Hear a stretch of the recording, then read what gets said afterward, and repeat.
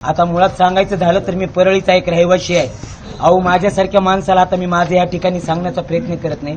माझ्यासारख्या माणसाला तेवढ्या लांब त्या ठिकाणी इतका त्रास होतो तर संतोष देशमुख सारख्या माझ्या भावाला म्हणलं तरी हरकत नाही, माझा भाऊच आहे म्हणा तो. गेल्या 90 दिवसापासून आज त्याला न्याय मिळत नाही. अहो महाराष्ट्राच्या या भूमीमध्ये आता परळीचा जो महाराष्ट्राचा सगळ्यात मोठा झालेला आका, या आकाला महाराष्ट्राचे उपमुख्यमंत्री मुख्यमंत्री सगळं वाचवण्याचा प्रयत्न करतात आणि संतोष देशमुखला न्याय देण्यासाठी आपले दसांना आहेत, बाकीचे तर मला राजकारणाची काहीच देणं घेणं नाही, ते सगळेजण या ठिकाणी सपोर्ट करण्याचा आणि त्यांना न्याय देण्याचा प्रयत्न करीत असताना आता हे आमच्या गावात आलेले असताना दसांना ह्यांना काळे झेंडे दाखवण्याचं काम केले. ह्याच्यात सगळ्यात महत्वाचं मला मीडियाला सांगायचंय, कारण संतोष देशमुखला या ठिकाणी न्याय देण्याचं काम करणाऱ्या माणसाला या ठिकाणी काळे झेंडे दाखवण्याचं काम करून प्रकरण हे संपवण्याचा प्रयत्न करण्याचं काम करायला लक्षात असू द्या.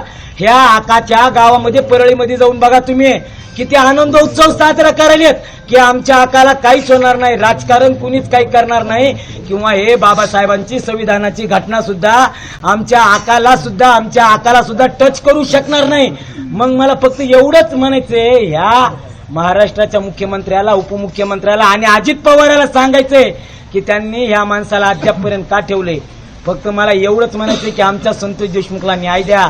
जर संतोष देशमुखला जर न्याय नाही मिळाला तर आयुष्याच्या शेवटपर्यंत आम्ही न्याय मागणार म्हणजे मागणार, हे लक्षात असू द्या.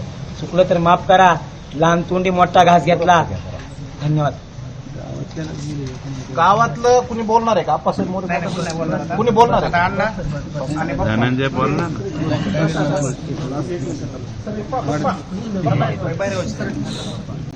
बरोबर. गेल्या अनेक दिवसापासून जो घटना घडली, त्या घटना घडलीपासून ही किती बेकार घटना आहे हे सांगायची काही गरज नाही. देश स्वतंत्र झाल्यानंतर अमानुषपणे ही हत्या ही कुठेही भारताच्या कानाकोपऱ्यात झालेली नाही, ते महाराष्ट्रामध्ये झाली. आदरणीय अण्णांनी आणि साहेबांनी खासदार साहेबांनी प्रश्न उपस्थित करून त्यांचे तर आभार मानणं थोडं कमीच आहे, पण इतकी निर्गुण हत्या होणं हे समाजाला लांछन आहे. इतकी बेकार अवस्था. पुन्हा एक साधा दोऱ्यापासून जर बाकीच्या असणाऱ्या सर्व आरोपीला जर माणसं पकडत असतील बाकीच्या गुन्ह्यामध्ये, एखादा मंत्र्याचा पोरगा कुठं विमानात बसतो परत येतो नाटकं करायला, त्यांना सोपं आहे का? आणि इथं इतकी निर्गुण हत्या झाली असताना सुद्धा एका साधा चिल्लर माणसं, कोण चिल्लर, ही जिल्ह्यातली माणसं आहेत, म्हणजे एसपीच्या अंतर्गत आहे. राज्यामध्ये एवढा प्रश्न होऊन बी जर ही असं होत नाही तर तळमळ अशी वाटतं की मला पोलीस यंत्रणेला दोष द्यायचा नाही, परंतु इतके कसं काय आपण कुणाचे लाचार होऊ शकतो? इतकं कसं काय होऊ शकतो? आपली ड्युटी, आपलं कर्तव्य का विसरू शकतो आपण? या देशाच्या पायीच आहेत आपण आपल्या ड्युट्या जर टाईट केल्या नाही काही सुद्धा होणार नाही. म्हणून माझी सर्वांना विनंती आहे, इथं आरोपी सापडले पाहिजेत आणि हे आरोपी जर मोकाट सुटले, पुन्हा तुम्हाला खरं सांगतो मी, एखाद्या वाईट माणसाला जर पुन्हा त्याचे पहिले गुन्ह्याला माफ मिळाले तर ते पुन्हा तसंच गुन्हे करत राहते. हो, ती सोकतंय.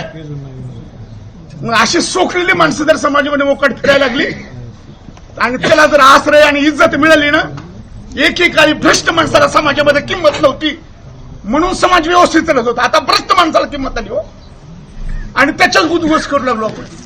म्हणून अख्ख्या समाजाने निषेध आहे अशा गोष्टीचा, आणि परत अशी घटना तर झालीच नाही पाहिजे. हो, होती कसे नाहीतर प्रति माणसं तयार होतील शब्द देतोय.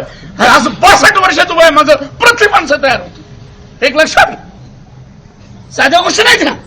अरे एका कुटुंबावर, त्या लेकरावर, त्या आईवर, त्या पत्नीवर, त्या भावावर काय वेळ ती एका महिन्यात त्यांनी सोचराव ना.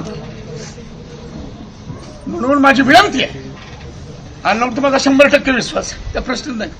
आणि खासदार साहेब तर आपल्या जिल्ह्याच आहेत, त्यामुळं अतिशय बारकाईने लक्ष घाला आणि ठिचून ह्या आरोपीला एकदा पाहिजे उद्या किंवा सजा उद्या.